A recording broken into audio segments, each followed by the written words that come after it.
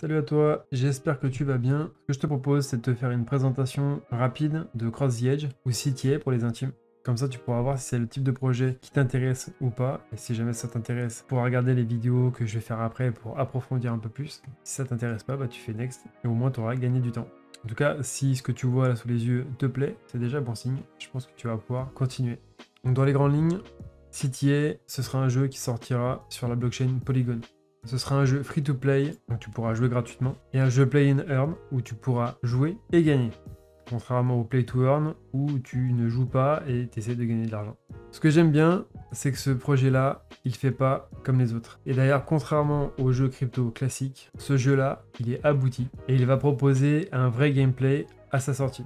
Contrairement à tout ce qu'on peut voir, où effectivement on a juste à cliquer et à essayer de gratter du pognon ici et là. Là, on sera basé vraiment sur un gameplay. La sortie se fera sur PC et sur smartphone, et il sera disponible dès juin 2022. Le projet a organisé une levée de fonds que j'appelle classique. Elle n'est pas du tout passée par une ICO. Je sais pas si tu as regardé mes vidéos précédentes et si tu sais ce que je pense des ICO. Mais le plus beau rapprochement que je puisse faire, c'est qu'une ICO, ça ressemble à un achat de voiture neuve. Quand tu l'achètes, elle vaut une blinde. À peine elle sort du garage, elle a déjà perdu 30% de sa valeur. Tu la gardes quelques années et quand tu la revends, elle vaut plus grand chose. Et si tu as de la chance, d'ici 20 ans, ce sera peut-être une voiture de collection qui voudra quelque chose, mais à ce moment-là, elle sera plus à toi. Et le point qui est vraiment important, c'est qu'ils vont faire une utilisation de la blockchain qui est judicieuse. Ils vont pas mettre de la blockchain pour faire de la blockchain et pour créer une sorte de hype. Ils vont utiliser les NFT pour justement créer ce système de rareté autour des cartes et au niveau de la possession virtuelle. Donc CTA, c'est un projet, c'est un jeu, mais c'est aussi un homme. Et ce mec-là,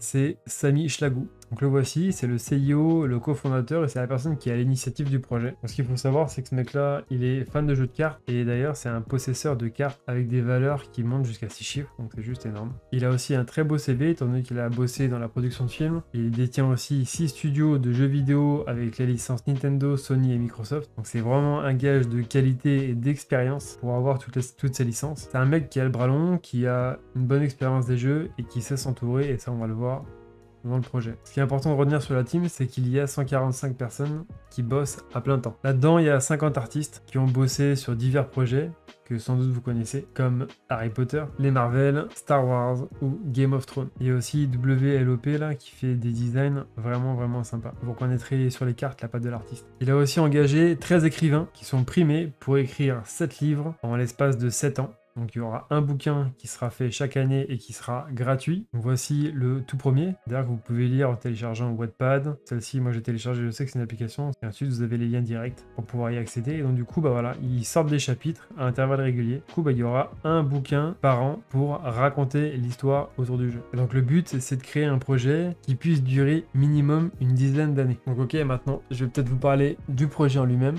Samy a voulu créer un jeu qui soit fun, qui soit addictif, autour d'un univers dystopique avec deux factions rivales et diamétralement opposées. D'un côté, la magie et les dragons, de l'autre, la technologie et la robotique. Donc là, ce qu'on peut voir en fond, c'est la ville technologique, la ville robotique. Ce qui est très important pour le développeur aussi, c'est que le jeu soit peuplé de joueurs et non pas de baleines qui seraient là pour aspirer le marché avec leur pognon. Et donc, du coup, à ce titre-là, ils ont mis en place des dispositifs anti-baleines, c'est comme ça que j'appelle ça, qui limite l'accès aux boosters NFT qui sont en vente actuellement, soit dit au passant. Et ensuite, en jeu, il y aura un maximum de ventes de boosters dans le jeu chaque jour. Pour le moment, le seul point qui me paraît critique, c'est juste le marché secondaire. Parce que là, tout le monde vend tout et n'importe quoi. Donc après, il faut voir ce qu'il y a à vendre et le nombre de cartes qui serait possible de racheter. Le système de valeur sera basé sur les choix des joueurs et sur leur assiduité. Il y aura des distributions de packs lorsque vous gagnerez un match in-game. Et vous aurez aussi la possibilité de débloquer des mégabox en cas de cumul de jours de connexion. Si jamais vous vous connectez tous les jours pendant 7 jours, donc au bout d'une semaine, vous pouvez débloquer une mégabox et donc du coup dedans vous aurez des boosters avec des cartes de différentes raretés.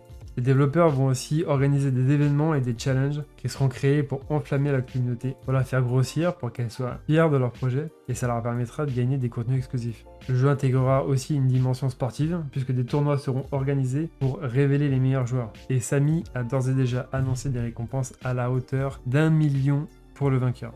Donc après, qui dit Play to Earn dit aussi token. Là, pour le jeu, il va y avoir le token principal qui s'appelle, parce qu'il y en aura plusieurs, qui s'appelle le CTA token et il comportera plein d'avantages exclusifs pour celui qui le possède. Donc entre autres, des accès privilégiés aux landes, de la gouvernance, du contenu exclusif, des cartes hors série, des récompenses de stacking et aussi les accès au tournoi. Il y a d'autres subtilités qu'on verra dans une vidéo dédiée, mais en tout cas, ça change des projets où le token ne sert à rien et ne fait que s'effondrer.